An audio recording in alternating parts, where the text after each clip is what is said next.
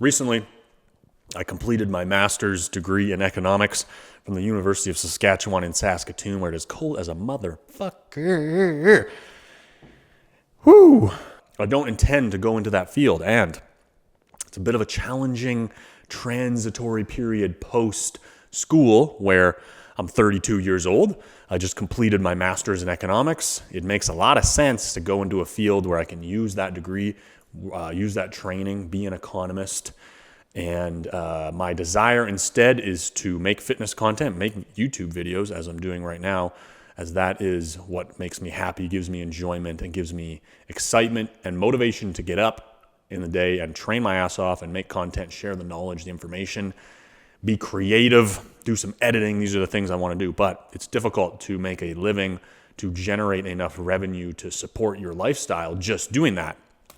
And so I've been a bit stressed about what path to go down, what makes sense, what should I do, and it hasn't been an easy decision to commit to the content creation pathway. Content and making it successful enough, making it to life has been extremely difficult and frustrating, and I've honestly been dabbling in it for more than 10 years, kind of coming in and out and trying and failing and then going to something else and bouncing back and forth, which is a big part of this kind of moment where I'm graduating, I'm finishing, kind of having my feet in both worlds. One, where I've got one foot in this more safe, comfortable, societally accepted path that makes me feel like I have my life together, and I'm in my early 30s, so you need to have a trajectory and a direction, while also still kind of dabbling and making content, putting videos out, selling some ARM programs, trying to get this kind of lifestyle generating, doing both. It kind of allowed me to scratch both itches in that I don't have to deal with the discomfort and the uncertainty of like going all in for content and the risk associated with it by having kind of a plan B. And that's how I felt while I was doing school. Is that, I can still chase my passion, but I also have a safety valve, a plan B in case it doesn't work out, and we'll just do both at the same time. And something I realized is like, I think trying to turn your passion into a career is like I guess I can't say for everything, but I've found it to be extremely difficult. And I just came to a point where I realized the only way this is actually going to happen is if I put all of my energy into it, and it still may fail. I don't know, right? There's a lot of uncertainty. Maybe people are just tired of hearing me talk, and there's never going to be a big enough audience for me to make it a career and a lifestyle. I don't know. That's a thought in your head, right? I don't know if this is going to work for sure. But I want to do it, and the other path makes me feel a little bit dead inside in that it's safe, it's predictable, it's comfortable, I have a decent aptitude for it, it comes kind of naturally, but I don't really feel like I'm challenging myself. I don't really feel like I'm living. I feel like I'm just sort of plugged into a machine. And I know a lot of people have this take with like 9-to-5 jobs, like escape the matrix and do this other shit, and I think a lot of people have a good life just doing a regular job, and sometimes I wish that I felt that way and that I could just get one of these regular type of jobs and not fucking hate my life and feel like my soul is withering up. And that's pretty much every job I've had ends up feeling like that.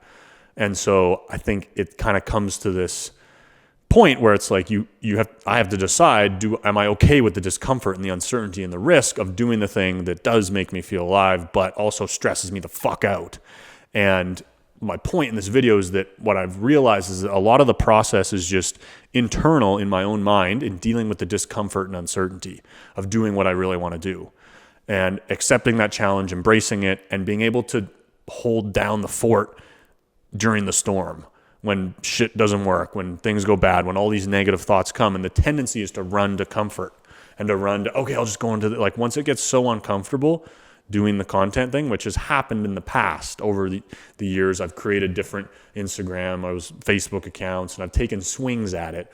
And we'll see some progress. Some videos might pop and go viral and stuff, but then it doesn't really fully take off because it's an extremely difficult thing to do for most people, is what I've found. You have to find a way to work at it and put energy and time into it. And it seems kind of like an illusion where, I can just post pictures, I'll do social media, and I just get to do the thing I love, and I don't actually have to work. I've seen it to be the complete opposite, in that to actually make it successful, it's way more work, it's way harder, it's way more challenging than working a regular job. The main point that I wanted to make with this video is that it happens in your head is what I've found. And choosing to do something that you want to do that's more uncertain, the landscape for persevering in that arena is in your head completely. And you're going to run into roadblocks and speed bumps as soon as you commit to that, or along the road at some point. So like for me, for example, anytime, maybe I put in a big week of making all this different content and putting together a new ARM program or networking or whatever it is, and the sales completely dry up or the views completely go down, the thought is then, oh fuck, like maybe this isn't possible. And like, maybe I just can't do this. Like maybe I'm not physically fit enough. Maybe I'm not entertaining enough. Maybe I'm not, like, it's great. I love training and working out, but that doesn't mean that other people want to watch and learn from me or consume my content. Like maybe I just don't have it and I need to go into an economics career because that, I could make good money doing that. And I just spent the last 3 years and paid a whole bunch of money getting my master's. Right? It's you can see how that thought process can come in and like putting all this money, putting all this energy and time into something that's leading to zero return in the short term. And there's an incredible amount of uncertainty. And I'm in my early 30s where it's like, you can't, it's not your early 20s anymore where it's like, oh, whatever, you can just fuck around and like work at a bar and it doesn't really matter. I mean, you could still do that, but there's this additional expectation and pressure to kind of have your life together. Or maybe I'm putting that on myself, but socially and societally, it's there as well. And we all feel it. You can't, I just don't give a fuck what anybody thinks. It's like to a point, but you also like, I want to feel good about myself and feel like I'm a contributing member of society. And, I'm being productive and earning my lifestyle and supporting myself and all these things. It's not a great feeling to be in your early 30s and that to be kind of on shaky ground.